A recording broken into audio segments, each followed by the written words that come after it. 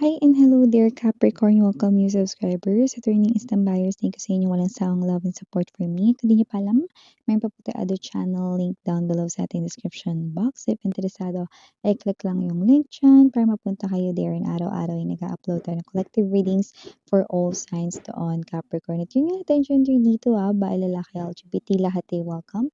Pwede rin pong i-switch yung mga roles dahil possible magkapalit-palit dahil general reading ito.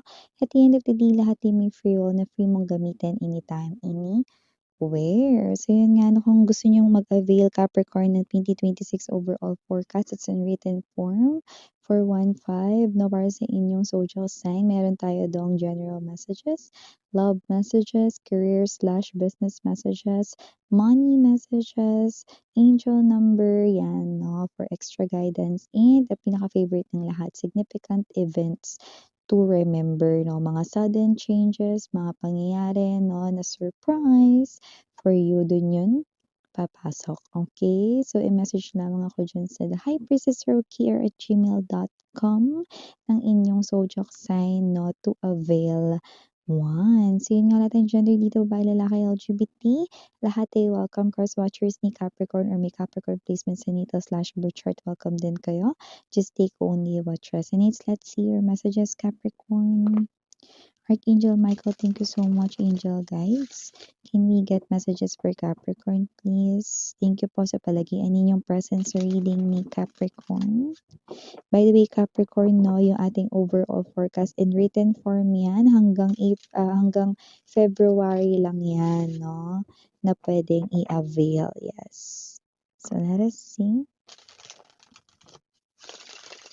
Capricorn's messages. Can you please show me Capricorn's messages?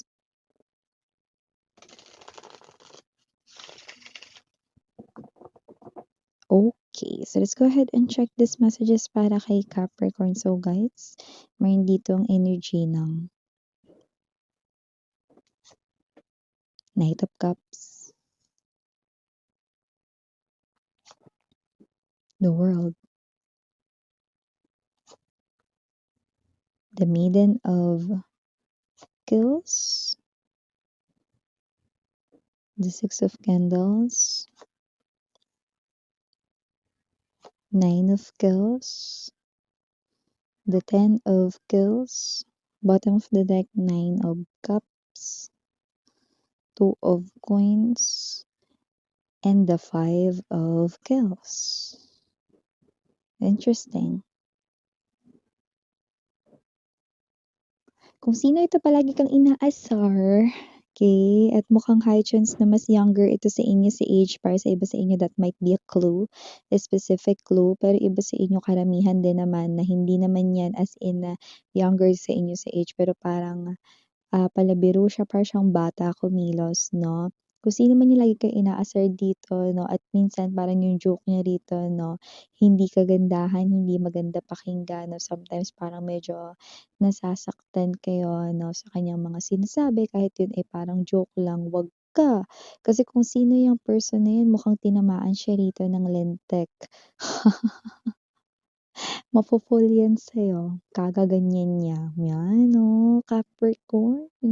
Mapo-fall rito ang isang person, kagaganyan niya sa'yo, no? This could be your friend right in here. Yung iba naman dito, possible na kasamahan niyo raw sa inyong work or trabaho or negosyo. Just take only what resonates, okay? New love right in here ay popping out. We have here the Knight of Cups and the World, no? Kung sino man itong energy na to nagpapakita rito, Capricorn, for a lot of you, this is your destined person. Your soul right in here ay already married from long time ago, could have past life encounters already. This person here could be coming from a physically far na lugar or location. Doesn't have to be that it's somewhere na other country, pero pwede. But you know, whoever this person right in here, maraming kumukuha ng atensyon niya, pero ikaw lang yung kanyang mapapansin dito. Take note, hindi ka magpapapansin dyan. Siya ang unang makakapansin at unang magpapapansin sa'yo.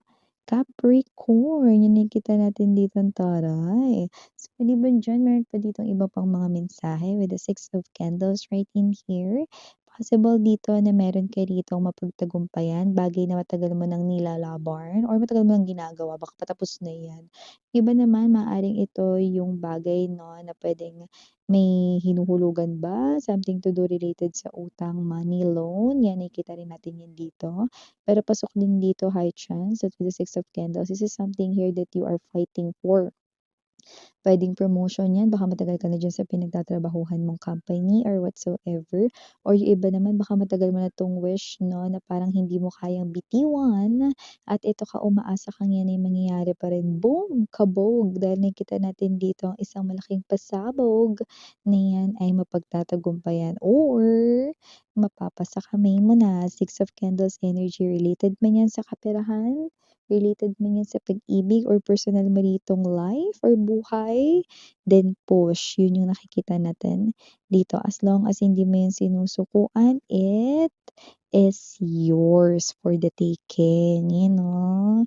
Maaari rin dito mga babes na hindi ka makatulog sa ipadadalang mensahe sa'yo ng isang person. Doesn't have to be that it's related sa love, pero baka isipin mo ito ng bongga to the point na doesn't have to be na mamomroblema ka ng bongga, pero maaaring meron dito kunwari, maganda naman yung balita na yun, pero parang, hindi mo pa alam kung ano magiging sagot mo dun. Sabihin natin example, baka makatanggap ka dito ng offer 'no, pero sa ibang bansa yun. Hindi ka pa willing or hindi ka pa ready, I mean, na iwanan ng iyo ditong family, okey, at pumunta ng ibang bansa at malayo sa kanila ano, lalo na kung ikaw ay may mga anak, na iba naman walang mga anak rito na per nakita natin dito. Isa itong bagay na pag-iisipan mo, hindi lang all night kundi every night 'no. Puwedeng may kinalaman sa opportunity or offer 'no. Isang magandang balita kasi nakikita ko rito pero parang, may energy ka rito ng ano ba 'to, Goku ba 'to or ano, 'yan na parang may gano'n. So, whatever the case may be, parang may kailangan ka ritong pagdesisyonan or may kailangan kang sacrifice ng konti lang, 'yan.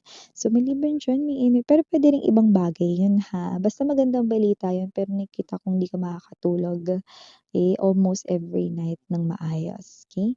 So, we have here as well the Maiden of Kells and the Ten of Kells. Possible dito na merong nagsa-spy sa'yo, isa sa mga naging person ng ex-person mo. Nakakaloka dahil kung sino 'tong ex-person mo, ex mo na nga, 'di ba? Hindi na kayo ngayon.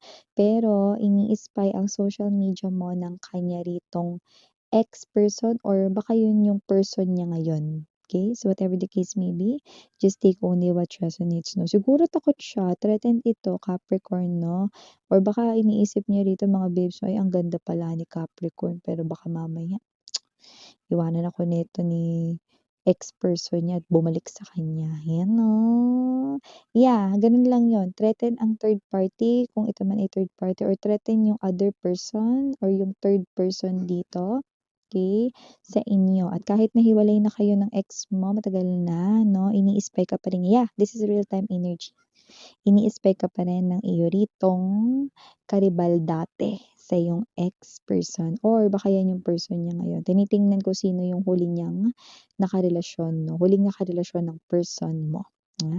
And it so happened na ikaw yan, okey? So, maliban taray 'no, ini-spy ka na, "Sige tingnan niyo lang miss yan yung aking mga stories.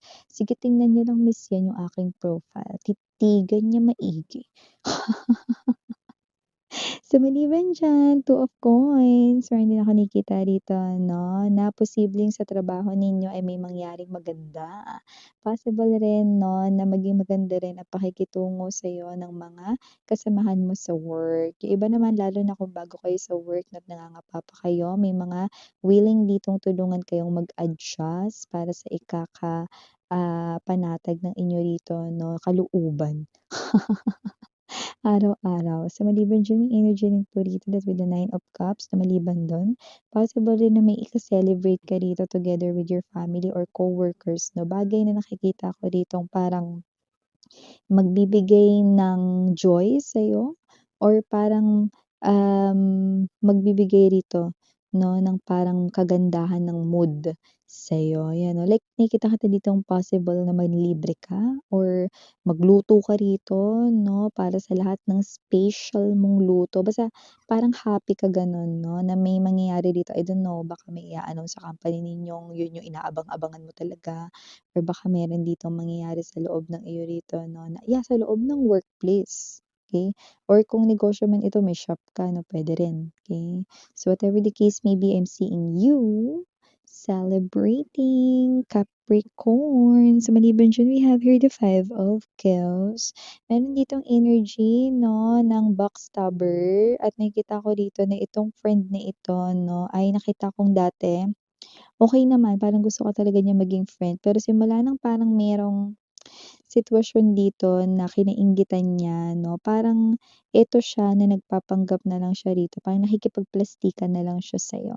So, possible na ang taong ito ay kasama mo pa rin ngayon sa iyong circle of friends at posibleng nasa group chat ninyo 'no. Nakikita ko rito 'no, sa mga darating na mga buwan maaaring i-backstab ka ng person na 'yan na tinuturing mo pa namang kaibigan. 'Yan tayo, kapag talagang nagsimula na ang inggit na dumaloy 'no, sa mga ugat, wala na talagang bawian 'no, at mukhang nangyari 'no, mukhang kumalat na talaga sa buong katawan nitong person na 'to 'no, ang sitwasyon ng pagkaselos, pagkainggit sa'yo kaya nakikita kong iba-backstab ka niya sa mga darating na mga buwan. Doesn't have to be na mapapahamak ka dun or whatsoever, siguro masasaktan ka kasi akala mo friend mo siya, 'yan. Okey? So, Capricorn, if interested 'no, na kumuha ng 2026 overall 'no, na forecast, written forecast ng inyong zodiac sign, i-message lamang ako sa thehighpriestessrokr@gmail.com ng inyong zodiac sign to avail one. So, again, I'm Yuriana Ani for the girls, Enyana Duna for the boys. Sarang Hail of Inlight. Annyeong.